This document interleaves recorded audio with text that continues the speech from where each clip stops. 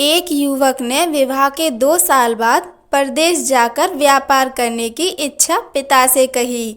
पिता ने स्वीकृति दी तो वह अपनी गर्भवती पत्नी को माँ बाप के जिम्मे छोड़कर व्यापार करने चला गया। परदेश में मेहनत से बहुत धन कमाया और वह धनी सेठ बन गया। 17 वर्ष धन कमाने में बीत गए तो संतुष्टि हुई और वापस घर लौटने की इच्छा हुई।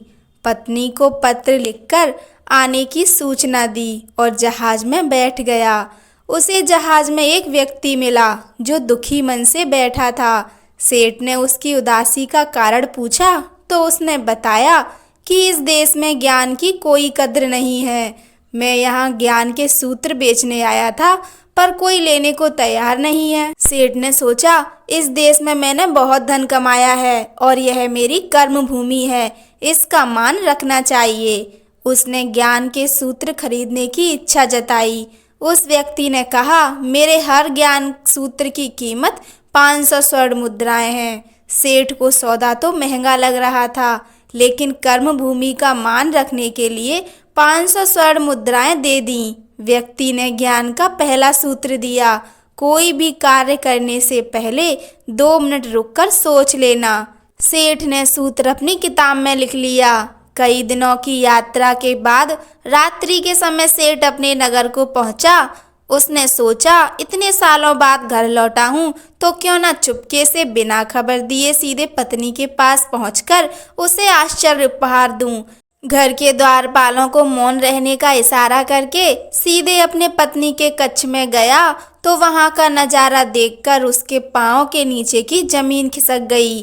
पलंग पर उसकी पत्नी के पास एक युवक सोया हुआ था। अत्यंत क्रोध में सोचने लगा कि मैं परदेश में भी इसकी चिंता करता रहा और ये यहाँ अन्य पुरुष के साथ है, दोनों को जिंदा नहीं छोड़ूंगा।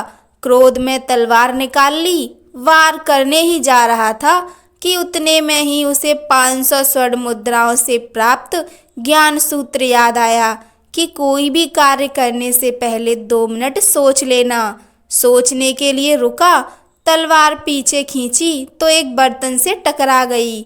बर्तन गिरा तो पत्नी की नींद खुल गई। जैसे ही उसकी नज़र अपने पति पर पड़ी वह खुश हो गई और बोली, आपके बिना जीवन सूना सूना था। इंतजार में इतने वर्ष कैसे निकाले यह मैं ही जानती हूँ। सेठ तो पलंग पर सोए पुरुष को देखकर कुपित था। पत्नी ने युवक को उठने के लिए कहा, बेटा जाग, तेरे पिता आए हैं। युवक उठकर जैसे ही पिता को प्रणाम करने झुका, माथे की पगड़ी गिर गई, उसके लंबे बाल बिखर गए।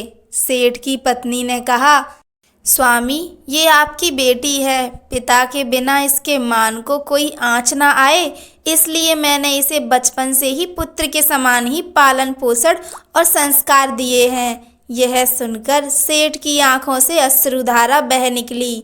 पत्नी और बेटी को गले लगाकर सोचने लगा कि यदि आज मैंने उस ज्ञान सूत्र को नहीं अपनाया होता तो जल्दबाजी में कितना अनर्थ हो जाता।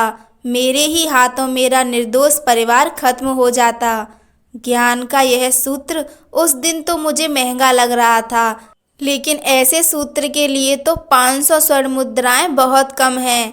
ज्ञान तो अनमोल है। इस कहानी का सार यह है कि जीवन के 2 मिनट जो दुखों से बचाकर सुख की बरसात कर सकते हैं, वे हैं क्रोध छोड़कर सोचने के 2 मिनट।